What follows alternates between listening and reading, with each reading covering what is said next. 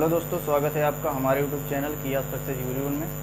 मैं आपका दोस्त अर्जुन सिंह। आज हम हिंदी का पार्ट 3 लेकर के आए हुए हैं, जिसमें व्यंजन के बारे में बताएंगे। ठीक है, पिछली वीडियो में हमने आपको स्वर के बारे में डिटेल से बताया हुआ था। अब इस वीडियो में आपको व्यंजन के बारे में बताएंगे विधिवत। ठीक है, तो आओ देखते हैं कि व्यंजन क्या होते हैं, कितने प्रकार के होते हैं। तो व्यंजन के बारे में हम बात करते हैं। ठीक है, हेडिंग पड़ेगी व्यंजन। व्यंजन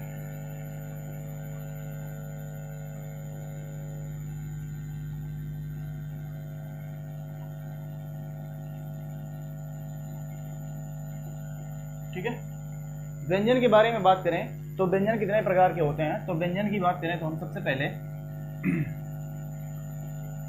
व्यंजन तो स्पर्शी या वर्गीय व्यंजन। स्पर्शी या वर्गीय व्यंजन, सबसे पहला व्यंजन कौन सा है? स्पर्शी या वर्गीय व्यंजन से बोलते हैं। इसके बाद बात करें तो अंतस्थ व्यंजन। अंतस्थ व्यंजन, अंतस्थ व्यंजन। तीसरा ऊष्म या संघर्षी व्यंजन। ऊष्म या संघर्षी व्यंजन। अगला उत्क्षिप्त या द्विगुण या ताड़नजात व्यंजन। ठीक है, अगली बात करें तो होगा आगत व्यंजन।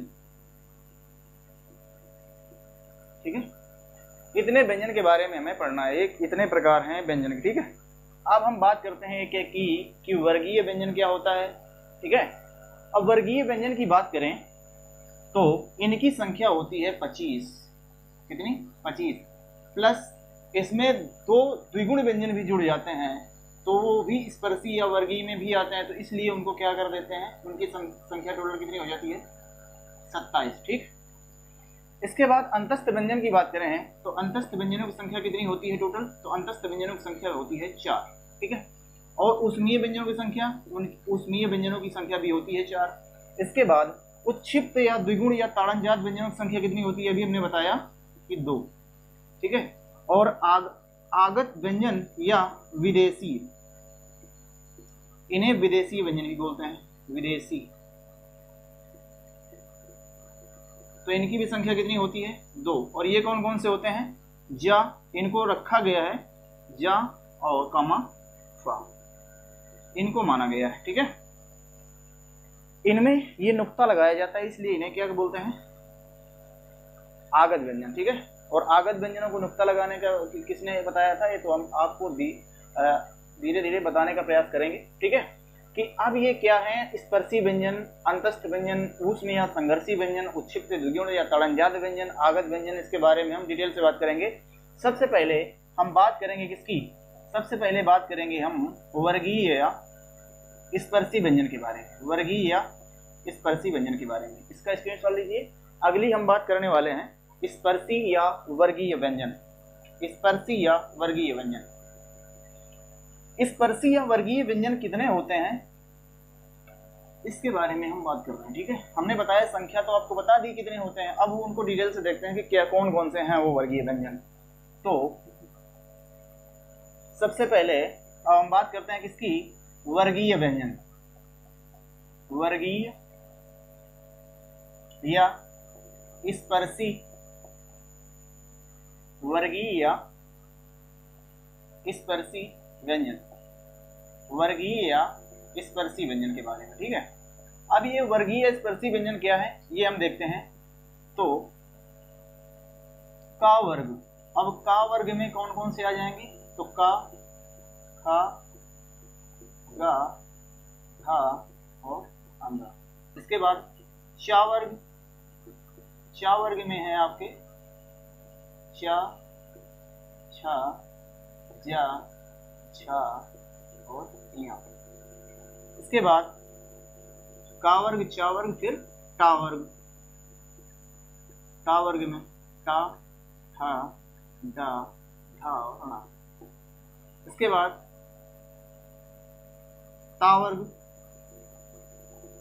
ता वर्ग में ता, ठा, डा, धा और ना।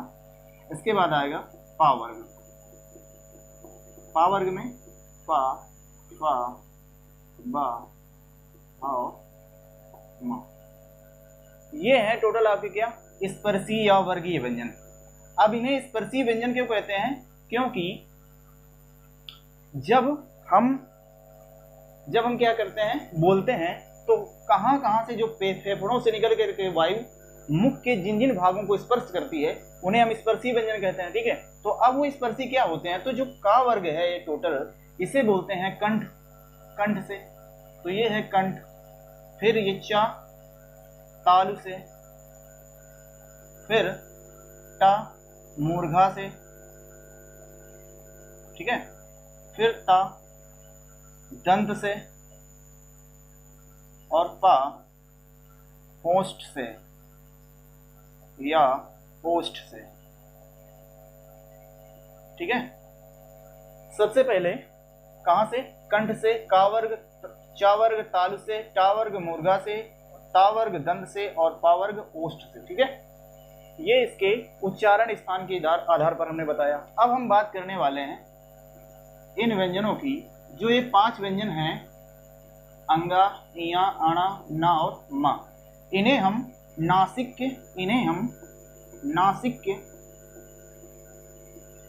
या अनुनासिक, इन्हें हम नासिक या अनुनासिक व्यंजन कहते हैं। नासिक या अनुनासिक के व्यंजन कहते हैं क्योंकि जब हम बोलते हैं तो इन्हें बोलने के लिए, इन 5 वर्णों को बोलने के लिए, 5 व्यंजनों को बोलने के लिए हमें मुख प्लस नाक की जरूरत पड़ती है। इसके अलावा जो ये वर्ण हैं, ये सभी इसके अलावा जो भी हैं, इन्हें निरानुनासिक, इन्हें निरानुनासिक व्यंजन कहते हैं क्योंकि इनको बोलने के लिए हमें सिर्फ मुंह की जरूरत पड़ती है, इनको बोलने के लिए नाक की जरूरत नहीं पड़ती है। तो हमने बताया आपको वर्गीय या स्पर्शी व्यंजन के बारे में, जिनकी संख्या टोटल कितनी होती है? 25।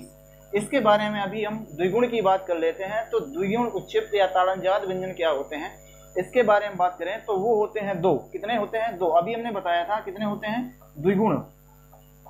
द्विगुण उच्छिप्त या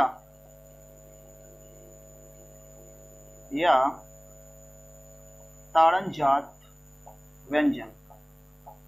द्विगुण उच्छिप्त या ताड़नजात व्यंजन की बात करें तो इनकी संख्या कितनी होती है? इनकी संख्या है 2। कौन कौन से हैं? डा और ढा, डा और ढा। ठीक है, डा और ढा। अब इनकी बात करें, जो उच्छिप्त व्यंजन होते हैं, इनको बोलने के लिए, ये जब आप बोलते हैं इनको बोलने के लिए, तो ये किसी भी शब्द के पहले नहीं आते हैं। ये शब्द के हमेशा बीच में आएंगे या तो लास्ट में आएंगे। जैसे हो गया सड़क तो आया बीच में। ठीक है, ये पहले नहीं आते। इनमें खासियत ये है कि सबसे बाद में ही आते हैं या तो बीच में आते हैं, पहले नहीं आते हैं। जैसे और क्या हो गया? जैसे बाढ़। ठीक है ना, तो अब जैसे हो गया। अब ऐसे आप नहीं कर सकते हो। कैसे? जैसे लिख दिया डमरू।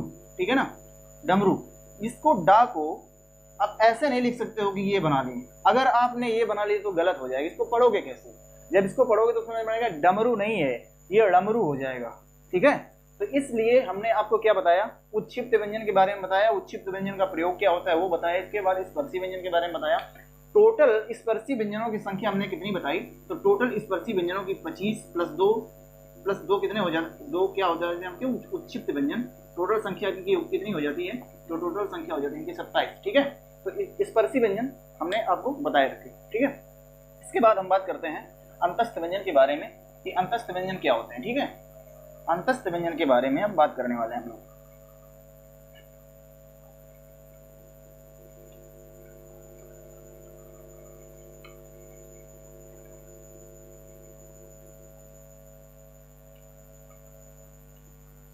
तो अब हम बात करने वाले हैं अंतस्थ व्यंजन की। ठीक है, तो अंतस्थ व्यंजन क्या होते हैं, सेकंड, अंतस्थ व्यंजन, अंतस्थ व्यंजन। ठीक है, अंतस्थ व्यंजन की बात करें तो इनकी संख्या कितनी होती है, इनकी संख्या होती है 4। कौन कौन से होते हैं, या, रा, ला और वा। इसमें हम बात करें या और वा की, तो या और वा को हम इन्हें अर्ध स्वर कहा जाता है। इन दोनों व्यंजनों को क्या कहा जाता है, अर्ध स्वर कहा जाता है। ठीक है, इसके बाद बात करें रा की, तो रा को लुंठित या प्रकंपित, लुंठित या प्रकंपित व्यंजन कहा जाता है। लुंठित या प्रकंपित व्यंजन कहा जाता है। क्यों कहा जाता है, जैसे इसको बोला जाता है तो इसमें क्या होता है, इसमें एक लुंठित होता है। लुंठित का मतलब ऐसा है कि जैसे आप बोलते हो, जैसे कोई टमाटर, तो लास्ट में कैसा है कि जैसे टर आवाज होती है इसमें। ठीक है, जैसे लुढ़क रहा हो, कई बार इसकी आवाज होती रहती है, रा निकलता रहता है, इसलिए लुंठित या इसे प्रकंपित, इसमें कंपन ज्यादा होता है, इसलिए इसे क्या कहते हैं, लुंठित या प्रकंपित। इसके बाद बात करें ला की, तो ला को पार्श्विक, ला को क्या बोलते हैं, पार्श्विक, ला को पार्श्विक व्यंजन के नाम से जाना जाता है। ला को पार्श्विक व्यंजन के नाम से जाना जाता है। अब इनकी बात करें हम कि उच्चारण स्थान क्या होता है, कि उच्चारण स्थान की बात करें तो उच्चारण स्थान की जैसे हम बात करते हैं, तो सबसे पहले उच्चारण स्थान में ये होता है तालव्य, तालव्य।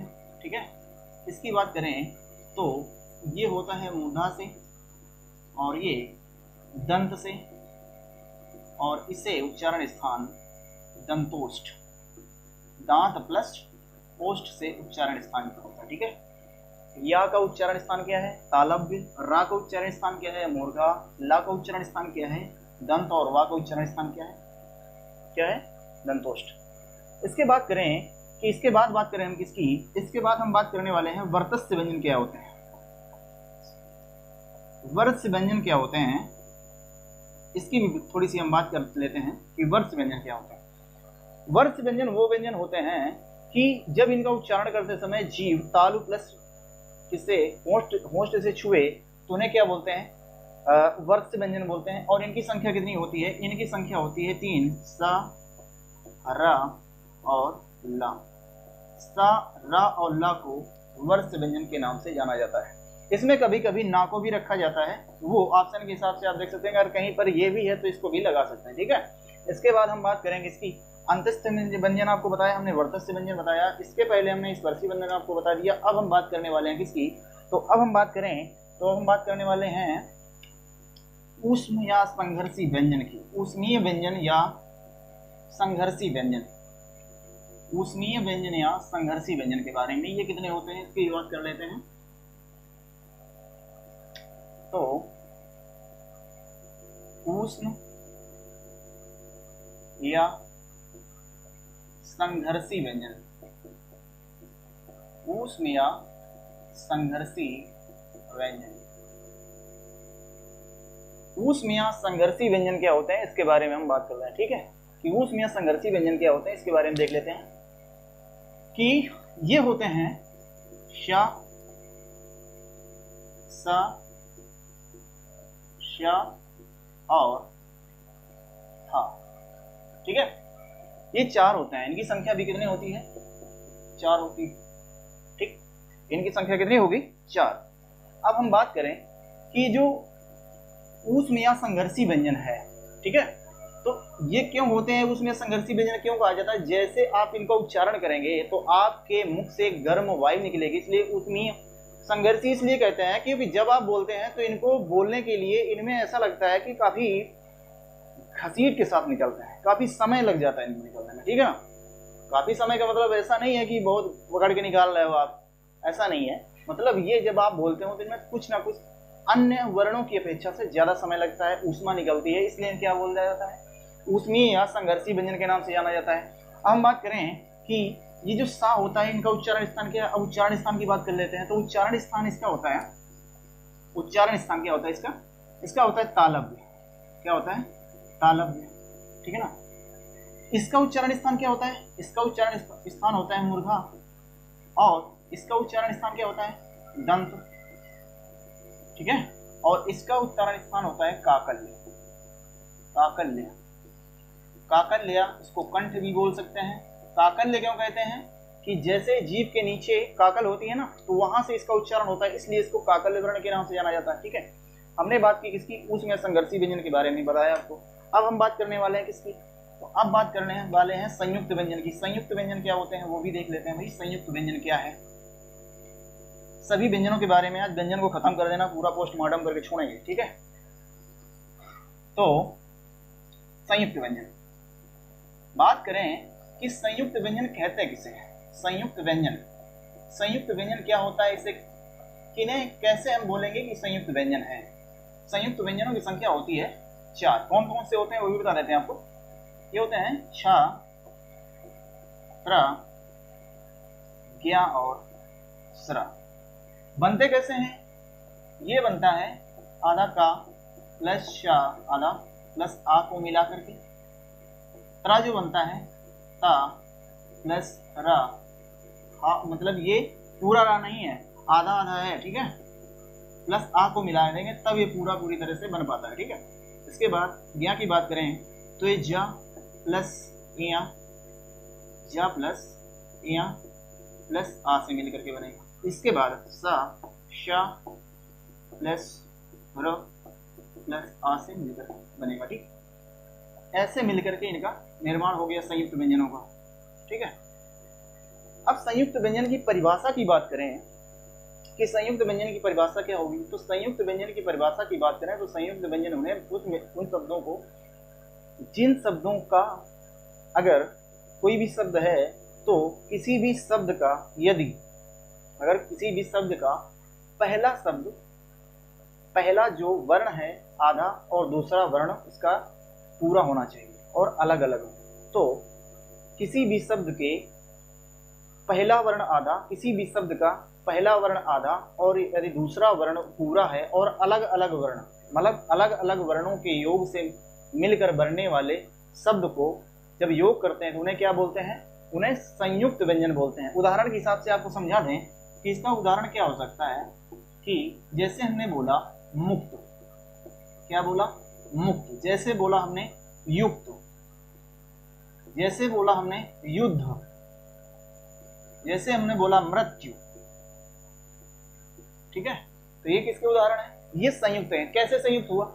हमने बताया कि जब संयुक्त तब माना जाएगा कि जब पहला वर्ण उसका क्या हो? आधा हो, प्लस दूसरा वर्ण क्या हो? पूरा हो, प्लस दूसरा वर्ण क्या हो? पूरा हो। मतलब इसको देखा जाए तो 1.5 वर्णों को मिलाकर के बनने से बनेगा। अगर देखा जाए तो 1.5 वर्ण इसमें भी है, ऐसे सभी में है। आधा पहले है, इसके बाद दूसरा वर्ण आना चाहिए, समान वर्ण नहीं होना चाहिए। कैसे वर्ण होना चाहिए? असमान वर्ण होना चाहिए। तो असमान है कि नहीं है? इसमें असमान, ठीक है। इसमें भी असमान, इसमें भी असमान, सभी क्या है? असमान वर्ण होने चाहिए, तभी क्या बनेगा? उसे संयुक्त शब्द आप कह सकते हैं, संयुक्त बोल सकते हैं, ठीक है। तो ये हमने बताया आपको क्या संयुक्त कैसे। अब इसमें एक शब्द हो जाता है, इसमें कंफ्यूजन लोगों को हो जाती है कि संयुक्त और द्वित्व में, उसमें वो कंफ्यूजन हो जाती है। तो द्वित्व किसे कहते हैं? तो द्वित्व व्यंजन के बाद में हम बात कर लेते हैं द्वित्व व्यंजन। द्वित्व व्यंजन क्या होता है? तो द्वित्व व्यंजन की बात करें तो इसमें वर्ण क्या होंगे? अलग अलग आएंगे। पहला वर्ण आधा होगा, फिर दूसरा वर्ण आधा होगा, लेकिन वर्ण समान होंगे। कैसे होंगे? समान। इसमें अलग अलग नहीं होंगे, इसमें वर्णों की संख्या समान होगी। जैसे इसमें वर्णों की संख्या समान होगी, पहला वर्ण आधा और दूसरा वर्ण पूरा सेम उसी की तरह होता है, उसकी परिभाषा उसी की तरह है, बट उसमें क्या होता है, वर्णों अलग अलग वर्ण आते हैं, इसमें क्या होते हैं, समान वर्ण आते हैं। कैसे? जैसे आ गया दिल्ली। अब देखो पहला वर्ण इसमें आधा है और दूसरा वर्ण क्या है, पूरा है, ठीक है ना। जैसे लिख लिया मक्का, ठीक है ना, क्या है, पहला वर्ण आधा, ऊपर कैसे है, समान है, ला ला दोनों मिलकर के बन रहे हैं कि नहीं, जैसे पक्का, ठीक है ना। इस तरह से जो है इन्हें हम द्वित्व वर्ण के नाम से जानेंगे, ठीक है। अब आपको कंफ्यूजन नहीं होगी कि द्वित्व और संयुक्त में क्या होता है, तो आप पहचान सकते हैं इनको, ठीक है। तो ये संयुक्त व्यंजन के बारे में हमने आपको बता दिया। अब हम बात करने वाले हैं कि व्यंजन के अगले पार्ट मतलब अगला कौन सा व्यंजन है, तो घोषत्व के आधार पर हम बात करने वाले हैं। किसके? घोषत्व के आधार पर व्यंजनों की संख्या कितनी होती है, इसके बारे में हम देख लेते हैं कि घोषत्व के आधार पर व्यंजन कितने प्रकार के होते हैं। तो देखें तो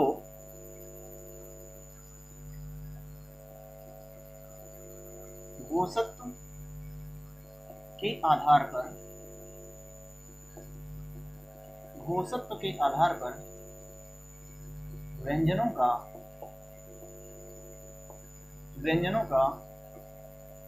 वर्गीकरण, घोषत्व के आधार पर व्यंजनों का वर्गीकरण क्या होता है। तो घोषत्व के आधार पर देखें तो दो प्रकार के होते हैं। नंबर 1 अघोष और दूसरा सघोष। और सघोष को आप लिख सकते हैं क्या, घोष। अगर कहीं पर सघोष नहीं है तो अगर दिखा पाया गया घोष तो क्या बोलोगे आप, फिर सघोष ढूंढते थोड़ी ढूंढना है, फिर हमें घोष ही को वो कर देना, ठीक है, उसी को देख लेना है। अब एक क्या होते हैं, अघोष। अघोष वे वर्ण होते हैं, वे व्यंजन होते हैं जिनको आप बोलते हो तो उनमें कंपन नहीं होता है। स्वर तंत्रियों में क्या नहीं होता, नहीं है, कंपन नहीं होता है। स्वर तंत्रियों में ना के बराबर कंपन होता है, मतलब कंपन बहुत ही कम होता है। तो स्वर तंत्रियों में जहां पर कंपन नहीं होता है उन्हें बोलते हैं हम अघोष। तो अघोष की संख्या कितनी होती है, इन्हें बोलते हैं पहला वर्ग। वर्गीय व्यंजन में सबसे पहला वर्ग और दूसरा वर्ग, पहला प्लस दूसरा प्लस इनमें क्या आ जाता है, शा, मतलब इसमें तीनों सा आ जाएंगे, शा, शा और सा, ठीक है। ये आपके अघोष वर्ण हो जाते हैं, पहला वर्ग और दूसरा वर्ग आ जाता है, इसके बाद तीनों सा आ जाते हैं, इनको बोलते हैं आपको सघोष। इनको जैसे ही आप बोलोगे तो इनमें कम समय लगता है, अल्प समय लगता है इसे, और स्वर तंत्रियों में क्या नहीं होता है, कंपन नहीं होता। इसके बाद अगर बात करें सघोष की, तो सघोष जस्ट इसके अपोजिट है। इनको बोलने के लिए आपकी स्वर तंत्रियों में कंपन होता है, ठीक है। तो कंपन होता है, तो ये कौन कौन से होते हैं, तो वर्गीय व्यंजन में इनकी बात की जाए तो ये हो जाते हैं तीसरा, चौथा और पांचवा। तीसरा वर्ग, चौथा वर्ग और पांचवा वर्ग। इसके बाद आ जाते हैं आपके सभी स्वर।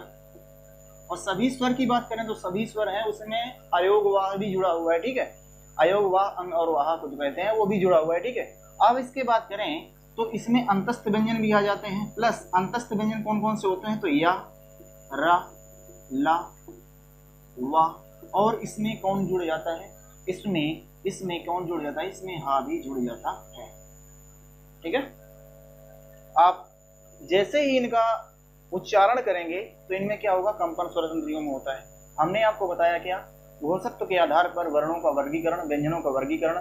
इसमें आपको बताया अघोष। अघोष क्या होते हैं, पहला वर्ग और दूसरा वर्ग तीनों सा आ जाते हैं। इसके बाद सघोष क्या होता है, या घोष कहते हैं उसको, वर्ग का तीसरा, चौथा और पांचवा वर्ग। इसके बाद सभी स्वर, या, रा, ला, वा, अंतस्थ व्यंजन और हा भी शामिल है, ठीक है। इसके बाद हम बात करने वाले हैं किसकी, इसके बाद प्राणत्व के आधार पर बात करने वाले हैं, ठीक है, कि प्राणत्व के आधार पर वर्णों का वर्गीकरण या व्यंजनों का वर्गीकरण, ठीक है। तो अगला है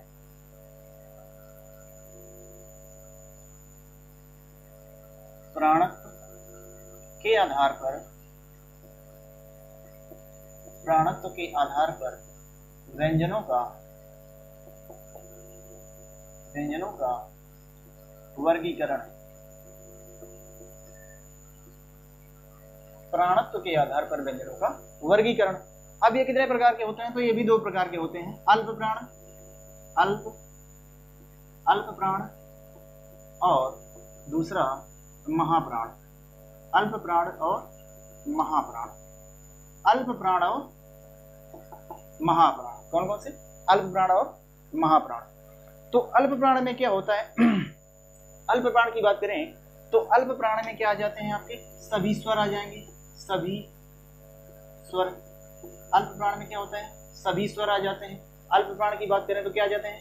सभी स्वर आ जाते हैं। इसके बाद सभी स्वर प्लस इसमें वर्गीय व्यंजन में पहला, कामा, तीसरा और पांचवा, पहला, तीसरा और पांचवा आ जाते हैं। क्या आ जाते हैं? पहला, तीसरा और पांचवा वर्ग आ जाते हैं। इसके बाद इसमें क्या आ जाता है? इसके बाद इसमें आ जाते हैं अंतस्थ व्यंजन। अंतस्थ व्यंजन, अंतस्थ व्यंजन कौन कौन से होते हैं आप जानते होंगे। अंतस्थ व्यंजन में आते हैं या, रा, ला और वा। ठीक है, अंतस्थ व्यंजन में कौन कौन से आते हैं? अल्प प्राण में हमने क्या बताया आपको? सभी स्वर, पहला, तीसरा, पांचवा व्यंजन, अंतस्थ व्यंजन। इसके बाद क्या आ जाता है? अंतस्थ व्यंजन आ जाता है। ठीक है, या, रा, ला, वा। ठीक है, इसके बाद अल्प प्राण, महाप्राण की बात करें तो महाप्राण में आ जाएगा आपका, महाप्राण में कौन कौन से आ जाते हैं? महाप्राण में आ जाते हैं दूसरा, कामा, चौथा वर्ग प्लस पहला वर्ग, दूसरा वर्ग और चौथा वर्ग के सभी व्यंजन आ जाते हैं। इसके बाद क्या आ जाते हैं? शा। तो शा संघर्षी व्यंजन में आ जाते हैं। शा, शा, शा, सा, शा, सा। ठीक है, सा, शा, सा और सा, शा, सा और क्या आ जाता है आपके? सा, सा, सा और हा आ जाता है। ठीक है, सा, सा, सा और हा। अल्प प्राण क्या होते हैं? तो अल्प प्राण क्या होते हैं? अल्प प्राण अल्प प्राण में क्या आ जाता है? पहला और दूसरा है महाप्राण। अल्प प्राण में आ जाते हैं आपके सभी स्वर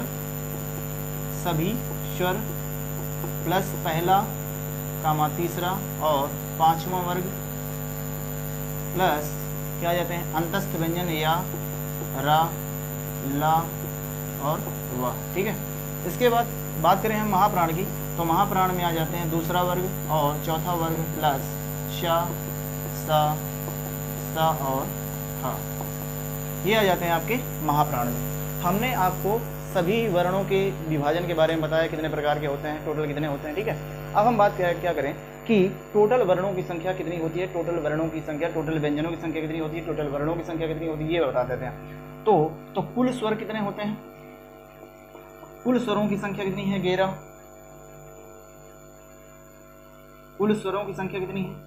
कुल स्वरों की संख्या कितनी होगी? 11। ठीक है, और फिर कुल व्यंजन, ऐसा ना करो, इसको ऐसा करते हैं, कुल में तो फिर ज्यादा हो जाते हैं ना। मूल स्वर की बात करें, मूल स्वर की संख्या कितनी है? 11। और मूल व्यंजन की बात करें, मूल व्यंजन, तो मूल व्यंजन की संख्या कितनी है? 33। ठीक है, मूल स्वर की संख्या कितनी है? 11। मूल व्यंजन की संख्या कितनी है? 33। ठीक है, अब कुल व्यंजन की बात करें या कुल वर्ण की बात करें, कुल वर्णों की संख्या, की बात करें, कुल वर्णों की संख्या कितनी हो जाती है? 52। ठीक है, कुल वर्णों की संख्या कितनी होती है? 52। अच्छा, अब हम बात करें टोटल कितने हो गए? ये 33 व्यंजन। अब हम बात करने वाले हैं ये 52 होते कैसे हैं, ये 52 वर्ण होते कैसे हैं। तो देखो, 33 तो हो गए आपके मूल व्यंजन। कितने मूल व्यंजन हो गए? 33।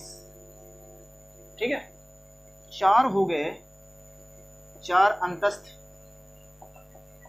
4 कितने हो गए? अंतस्थ व्यंजन। 4 हो गए ऊष्म संघर्षी व्यंजन, ऊष्म व्यंजन या ऊष्म संघर्षी व्यंजन। ठीक है, 4 हो गए संयुक्त व्यंजन,